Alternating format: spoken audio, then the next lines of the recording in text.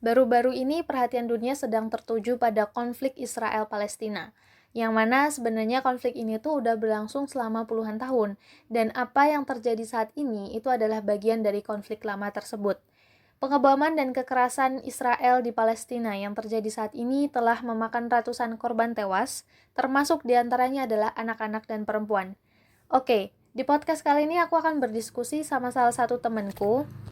Kebetulan dia aktif banget ya campaign di sosial medianya dan dia sangat mengikuti isu ini dari dulu. Nah, tujuan aku buat podcast ini adalah untuk spread awareness terkait dengan isu ini. Oke, langsung aja kita mulai diskusinya dan dimulai dengan sebuah pertanyaan yang sangat umum sekali, tapi kurasa ini adalah hal yang harus kita pahami semua ya. Oke, sebenarnya Ji, apa sih yang lagi terjadi di Palestina baru-baru ini? Nah, mungkin kamu bisa langsung jelasin aja. Ya, seperti yang sudah kita lihat di sosial media, akhir-akhir ini tuh banyak berita mengenai kembali memanasnya konflik Israel dan Palestina. Nah, sebenarnya awal mula memanasnya konflik kedua negara ini tuh diawali pada akhir bulan April lalu, yaitu beberapa hari terakhir menjelang Lebaran, di mana para pemukim Israel ini mengusir warga Palestina yang berada di Sezara dari rumah-rumah mereka. Nah, mereka mengusir warga Palestina ini agar mereka bisa menduduki wilayah tersebut. Namun ada juga beberapa info yang mengatakan bahwa warga Palestina itu belum membayar sewa. Nah, sebenarnya alasan ini cukup tidak masuk akal gitu ya, karena Palestina sendiri sudah tinggal di sana bertahun-tahun lamanya sebelum Israel menduduki wilayah tersebut. Nah, Sezara ini merupakan salah satu wilayah yang berada di Yerusalem Timur. Nah, sedangkan Yerusalem Timur itu merupakan wilayah milik Palestina. Nah, Yerusalem sendiri itu termasuk dalam resolusi Dewan Keamanan PBB yang mana pemukim Israel itu tidak boleh mendirikan pemukiman di wilayah Yerusalem Timur. Namun sayangnya berkali-kali Israel melanggar resolusi tersebut, dan meskipun sudah ditindaklanjuti di hukum internasional, akan tetapi resolusi tersebut selalu dihak veto oleh Amerika Serikat. Lanjut lagi ke pengusiran penduduk Palestina. Nah, setelah adanya pengusiran ini, warga Palestina yang berada di sekitar wilayah tersebut marah dan kemudian menggelar aksi protes di daerah Yerusalem dekat dengan Masjidil Aqsa. Mereka melakukan protes dengan damai, akan tetapi pada saat itu berakhir dengan rusuh. Terjadi bentrok antara polisi Israel dan warga Palestina yang sedang melakukan aksi protes tersebut. Nah, bentrokan tersebut berlangsung selama beberapa hari setelahnya, hingga saat ini juga masih berlangsung, yang mana bentrok tersebut bukan lagi antara polisi Israel dan penduduk Palestina, namun juga melibatkan beberapa ekstremis Yahudi yang ikut menyerang warga Palestina yang sedang beribadah di Masjidil Aqsa. Mereka seperti yang beberapa berita yang saya baca, mereka melemparkan batu dan kemudian menyemprotkan pepper spray dan merusak beberapa properti milik warga Palestina. Warga Palestina pun begitu melawan mereka dengan cara melemparkan batu, karena itulah senjata satu-satunya yang mereka miliki. Kemudian mereka mencoba lari dan bersembunyi di Masjidil Aqsa. Bukan hanya itu saja, banyak juga anak-anak yang ikut terlibat dan kemudian wanita yang kemudian diseret dan ditangkap oleh polisi Israel. Nah, kemudian sehari setelah bentrokan tersebut, polisi Israel kembali memperketat pengamanan mereka di wilayah Masjidil Aqsa. Nah, begitu pula dengan warga Palestina, mereka bersiap-siap di dalam masjid, mereka menyimpan batu dan sebagainya. Nah, hal ini tuh menjadi senjata bagi para Zionis dengan mengatakan bahwa Palestina lah yang mulai. Justru Palestina di sini itu mereka menyimpan senjata seperti batu dan sebagainya untuk melindungi diri apabila sewaktu-waktu terjadi kerusuhan. Dan ternyata benar, beberapa jam setelah beberapa jam setelahnya itu Masjid Al-Aqsa kembali diserang oleh Yahudi ekstremis. Nah, dari situlah kemudian kembali bentrokan terjadi antara Palestina, Yahudi dan Yahudi ekstremis dan polisi Israel. Nah, footage-nya tersebut banyak. Aku sendiri udah share beberapa di Instagram, TikTok, dan kemudian sosial media lainnya juga. Nah, kalian mungkin bisa cek di berbagai akun berita seperti Muslim Daily, kemudian Eye on Palestine. Sebenarnya mereka bukan akun berita, akan tetapi akun Muslim yang mereka juga ikut mengupload footage-footage mengenai konflik di Yerusalem dan Gaza. Nah, setelah kejadian tersebut tentunya polisi Israel ini tidak mundur begitu saja. Mereka terus memperketat dan bahkan sempat mengganggu masyarakat Palestina yang sedang melakukan ibadah, karena pada saat itu merupakan 10 hari terakhir bulan Ramadan. Warga Palestina ini beramai-ramai menyambut Lailatul Qadar dan juga beriktikaf di Masjidil Aqsa. Nah, seperti beberapa footage yang sudah tersebar di internet gitu ya, mengenai polisi Israel yang melempar apa itu namanya, tear gas dan lain sebagainya, tear gas, kemudian petasan dan lain sebagainya ke para orang Muslim yang sedang melakukan ibadah pada saat itu.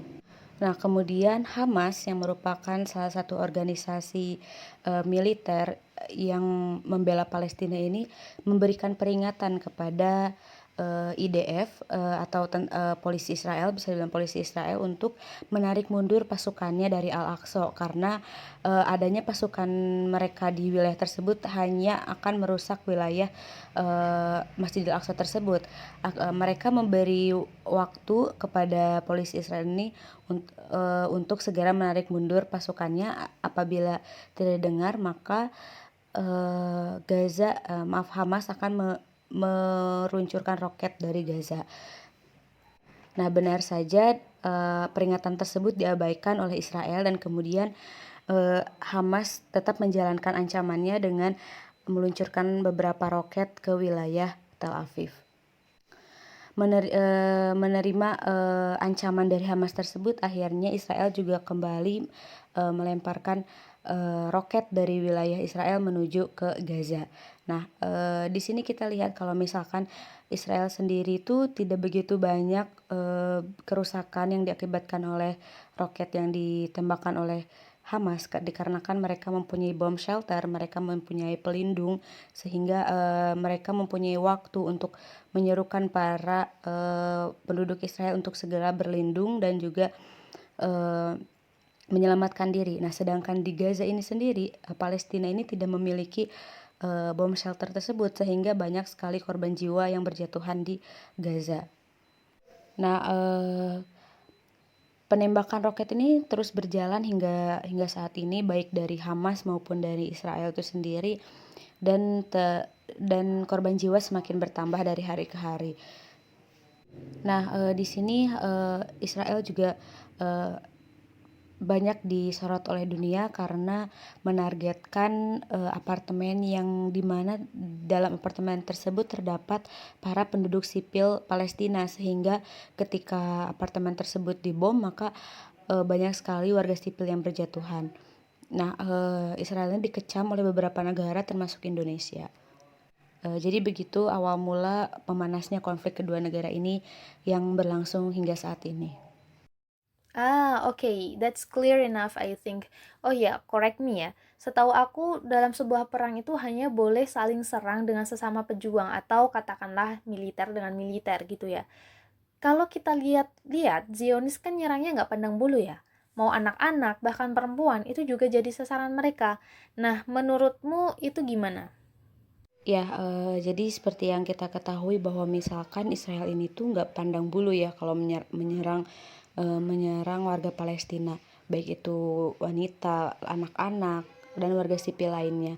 Bahkan beberapa tahun belakangan Israel sempat menyerang tenaga medis dari Palestina. Nah, sebenarnya hal tersebut ini kalau secara hukum internasional mereka sudah melanggar hukum tersebut ya, hukum perang dan lain sebagainya.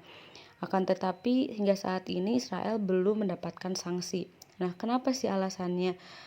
Padahal seharusnya dari beberapa pelanggaran yang dilakukan oleh Israel ini, Israel sudah mendapatkan sanksi yang cukup berat.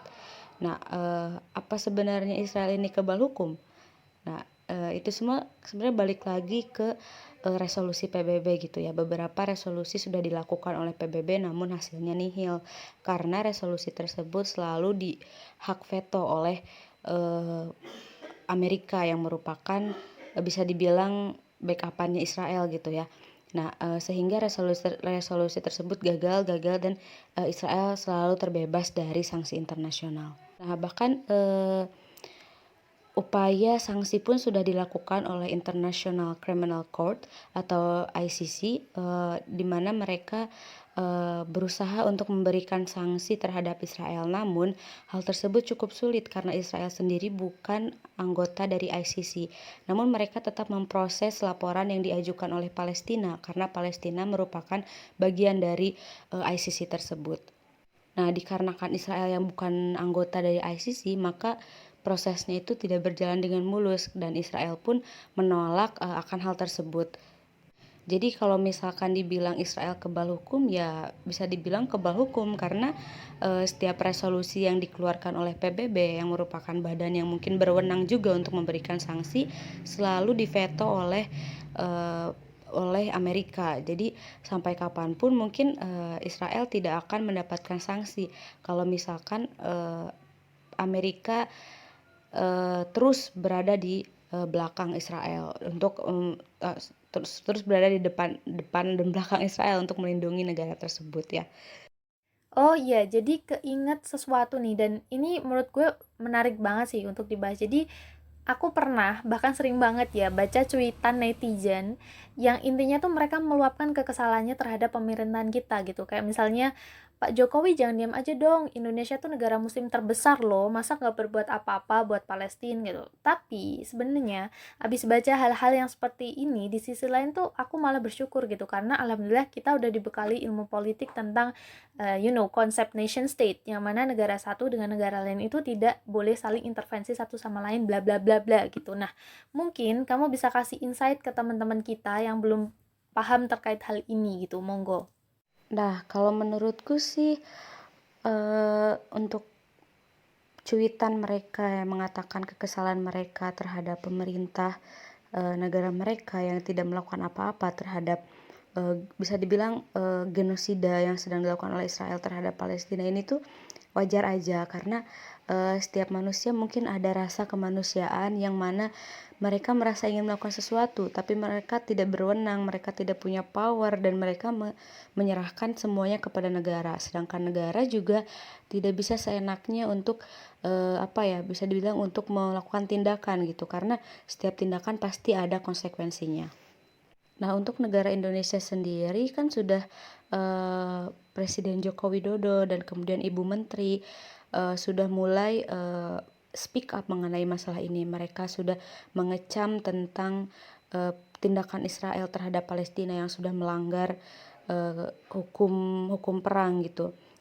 Nah, menurut saya mungkin ya kecaman saja tidak cukup ya, tapi mau diapakan lagi gitu karena itulah yang saat ini sebagai sebuah negara hal tersebutlah yang bisa dilakukan gitu karena tidak mungkin juga negara mengirim pasukannya ke Palestina karena hal tersebut nantinya mungkin bisa jadi akan memperburuk situasi di sana, memperburuk kondisi di sana. Jadi segala tindakan yang dilakukan negara itu pastinya sudah dipikirkan dengan matang dan tidak mungkin negara melakukan sesuatu ceroboh dan melakukan sesuatu sesuai dengan keinginan netizen karena pastinya hal tersebut akan berdampak tidak baik itu bagi Palestina sendiri maupun ke Indonesianya itu sendiri. Nah, pemerintah sudah melakukan kecaman. Nah, sekarang tinggal masyarakat Indonesianya sendiri yang ikut membantu saudara kita di Palestina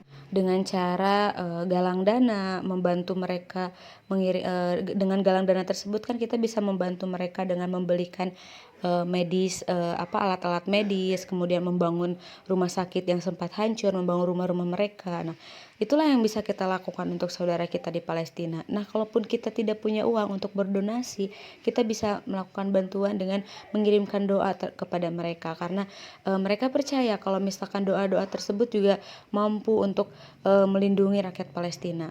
Nah, selain doa apalagi kita juga bisa menolong mereka dengan cara speak up di sosial media. Kita punya platform masing-masing, meskipun platform kalian masih kecil nggak apa-apa, tetap speak up, tetap lakuin apa yang harus kalian lakuin, karena dunia harus ngelihat ini gitu, dunia harus harus membuka mata, dunia harus membuka telinga tentang apa yang sebenarnya terjadi di Palestina gitu. Karena kalau misalkan kita tidak melakukan apa-apa nih, kita tidak speak up, kita tidak upload di sosial media, dunia mana tahu tentang apa yang terjadi di Palestina, dan mana ada negara-negara yang ikut mengecam kalau kayak gitu kan. Tapi kalau misalkan kita ikut menyebarkan beritanya, kita ikut speak up, kita ikut menyuarakan kemerdekaan Palestina, maka dari situ kita ikut membantu menyebarkan informasi kepada dunia bahwa inilah yang sebenarnya terjadi di Palestina, bahwa inilah yang harusnya kalian lakukan. Ketika kita tidak bisa berdonasi, kemudian kita menyebarkan informasi, kan mereka mungkin yang punya rezeki banyak, mereka bisa ikut membantu Palestina, membantu rakyat Palestina di sana. Sebenarnya selalu ada yang bisa kita lakukan.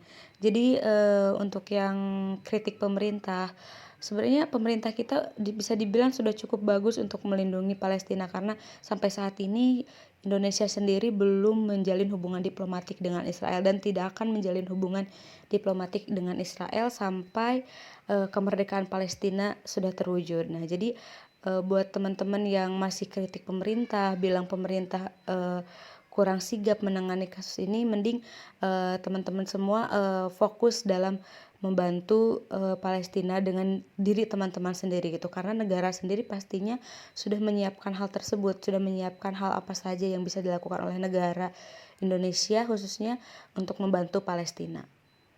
Oke, last question dan ini singkat aja ya. Apa sih yang bisa kita lakukan untuk Palestina di tengah keterbatasan-keterbatasan kita saat ini? Nah, oke, jadi biar lebih singkat lagi aja ya, aku jelasin lagi apa sih yang bisa kita lakuin buat saudara kita di Palestina. Yang pertama, kita bisa berdonasi.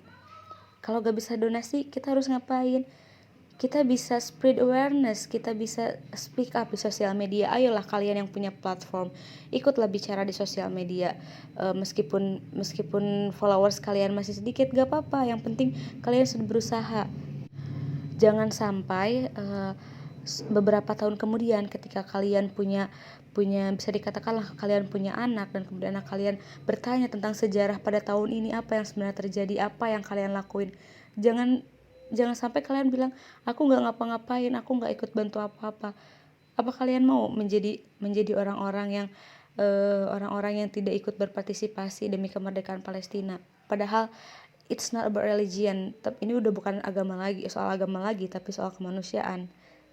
Nah, ini juga harus kalian tahu nih, kalau silence is violence. Kalian tahu itu kan? Tagar ini selalu aku upload di sosial media, karena kadang mereka itu perlu perlu sedikit gertakan agar mau berbicara, agar mau speak up gitu. Karena diam itu adalah bentuk dari sebuah ketidakpedulian kalian terhadap Palestina gitu ya. Ketika kalian diam saja, tidak bicara apa-apapun tentang Palestina, maka dari situlah kalian sudah memilih berada di pihak seorang penjajah. Itu loh. Kalau misalkan kalian netral, kalian tidak memihak siapapun, kalian diam saja, kalian itu udah berada di posisi seorang penjajah loh. Maka dari itu aku sarankan buat teman-teman semua untuk speak up, use your platform to speak up about what's happening in Palestine. Nah, kemudian misalkan kalian tetap gak bisa speak up karena alasan inilah, alasan itulah. Oke, that's fine. Kalian bisa pray for them. Kalian bisa berdoa untuk mereka. Nah, lebih bagusnya lagi, kalian bisa melakukan ketiganya gitu. Dan buat teman-teman semua, jangan remehkan kekuatan doa loh, karena doa itu bisa menolong teman-teman, saudara-saudara kita di Palestina. Jadi buat teman-teman yang ngerasa gak berguna karena gak bisa bantu banyak kepada warga Palestina, jangan salah, kalian bisa melakukan 3 hal tersebut. Nah, semoga setelah mendengarkan podcast ini, teman-teman bisa langsung tergerak hatinya untuk melakukan 3 hal tersebut. Masya Allah, luar biasa sekali ya, dan bersyukur banget bisa diskusi tentang hal ini. Oke, karena kita mengejar durasi ya, mungkin Jihan bisa kasih closing statementnya atau insight lain untuk kita semua. Monggo.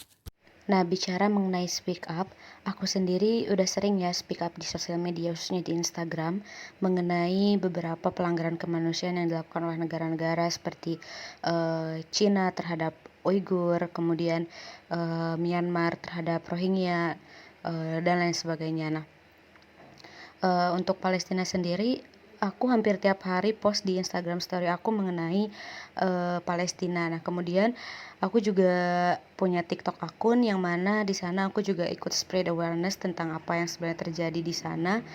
Meskipun waktu itu akunku cuma sekitar 200 followers. Nah, setelah aku upload mengenai konflik Palestina ini, alhamdulillah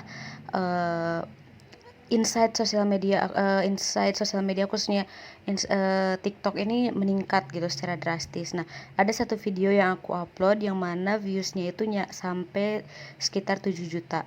Nah, ini loh maksud aku itu, buat kalian yang ingin speak up namun takut karena followers kalian masih sedikit, jangan takut gitu, karena kita nggak akan tahu sebenarnya apa yang kalian post itu yang nantinya akan blow up, yang nantinya akan jadi sorotan publik gitu, seperti yang aku udah lakuin. Nah, bukan cuma orang Indonesia aja bahkan yang komentar di video aku, ada juga orang luar, orang Arab, orang Amerika, orang Barat, dan lain sebagainya. Itu banyak sekali yang komen di video aku, dan mereka akhirnya terbuka gitu mata mereka buat, oh, this is what happening in Palestine, and this is what happening in other side of the world gitu kan.